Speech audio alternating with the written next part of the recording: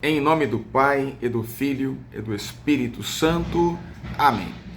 Olá, meu irmão e minha irmã. Hoje é a nossa aula de número 6 sobre o Catecismo da Igreja Católica e vamos falar na página 48 do Catecismo, capítulo 3, sobre a resposta do homem a Deus. Nós vimos até aqui que Deus toma a iniciativa de vir ao encontro do homem, seja através da criação do mundo, seja através do convite à bem-aventurança, à vida na graça em comunhão com Ele, ou mesmo quando o ser humano pecou, através do seu Filho Jesus Cristo. Deus vem ao nosso encontro e nos convida à comunhão com Ele. A fé é a resposta do ser humano ao convite de Deus. E é justamente sobre a fé que nós vamos falar no encontro de hoje. O artigo 1 fala, eu creio, nos convidando à obediência da fé. Essa palavra obediência vem do latim ob audire, que significa saber escutar, escutar com atenção. No início da regra de São Bento, nós lemos, escuta, filho de Deus. Então, como nos ensina Madre Teresa de Calcutá, a força do silêncio é que vai gerar a nossa fé.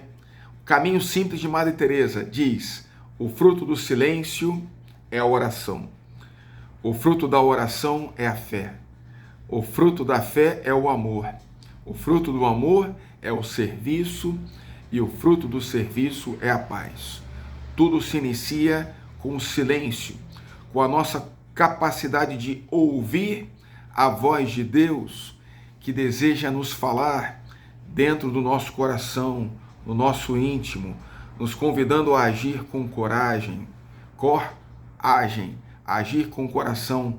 Para isso é importante saber ouvir com obediência a voz de Deus que fala dentro de nós. Por isso, o Catecismo vai nos apresentar Abraão como pai de todos os crentes, citando justamente a Epístola aos Hebreus, porque Abraão foi aquele que acreditou, que viveu a fé, sendo convidado a ir para uma terra estrangeira, a uma terra prometida, sendo convidado já na sua velhice, com a sua esposa Sara, a gerar um filho, que é chamado Isaque, e depois convidado por Deus a sacrificar Isaque. Abraão foi provado na fé e assim ele se tornou o pai de todos os crentes. E a Epístola aos Hebreus, usando o exemplo de Abraão, vai nos trazer a definição daquilo que é a fé. A fé, diz Hebreus 11, versículo 1, a fé é a certeza daquilo que ainda se espera, a demonstração de realidades que não se veem. Através da fé, então, nós acreditamos na existência de Deus e nós seguimos a sua vontade nas nossas vidas, como fez a Virgem Maria, que é chamada de bem-aventurada porque acreditou. A Virgem Maria é modelo de fé também para todos os crentes. Se Abraão é o nosso pai na fé, Maria pode com muita certeza ser chamada nossa mãe na fé, porque o anjo Gabriel se revelou a Maria e lhe anunciou o plano de salvação que ela não sabia como iria acontecer. E o anjo lhe diz, a Deus nada é impossível. E lhe fala que ela seria a esposa do Espírito Santo. Maria então dá o seu sim, eis aqui a serva do Senhor, faça-se em mim segundo a sua palavra. Maria acreditou no anjo Gabriel e, sobretudo, ela colocou a sua confiança em Deus. E é isso que nos fala o Catecismo, no item 2 do artigo 1, que fala sobre crer. Crer somente em Deus. Nós não colocamos a nossa esperança em ser humano algum Maldito o homem que confia em outro homem, diz o Salmo. A nossa confiança está apenas em Deus, aquele que não nos decepciona jamais. Ele é a nossa rocha, Ele é a nossa salvação. E se cremos em Deus, e aqui falamos sobre o Pai, que é o Criador de todas as coisas, nós cremos também naquele que Ele enviou para nos salvar, que é o seu Filho Jesus Cristo. Nós cremos em Jesus e cremos também no Espírito Santo Paráclito, que o Pai e o Filho enviam para a humanidade, para nos ensinar todas as coisas. É assim que nós fazemos o sinal da Santa Cruz, em nome do Pai, do Filho e do Espírito Santo. Nós cremos na Santíssima Trindade, o Pai que ama, o Filho que é amado, o Espírito Santo, que é o amor entre o Pai e o Filho. Jesus, ele vem nos revelar esse Deus. Ele se revela como o próprio Deus, a segunda pessoa da Trindade, e ele nos revela que Deus também é Pai e Espírito Santo. Um só Deus em três pessoas. E então, o Catecismo vai falar no item 3 deste artigo sobre esse artigo 1 que diz eu creio, vai nos dizer as características da fé. Em primeiro lugar, diz o Catecismo, a fé é uma graça, ou seja, a fé é um dom de Deus. A fé, ela não brota de fato de nós, mas é Deus quem nos atrai. A fé, então, ela é um dom de Deus, uma virtude sobrenatural infundida por Deus. Lembremos, por exemplo, de São Pedro, quando Jesus, quem dizem os homens que eu sou? Pedro responde, tu és o Cristo, o Filho do Deus vivo. Jesus lhe diz, esta revelação não lhe veio da carne e do sangue, mas do meu Pai que está nos céus. E também São Paulo, quando ele está no caminho de Damasco e ele cai do cavalo, imediatamente ele ouve o Senhor falou, Saulo, Saulo, por que me persegues? E ele diz, quem és tu, Senhor? Jesus responde, eu sou Jesus, a quem tu persegues.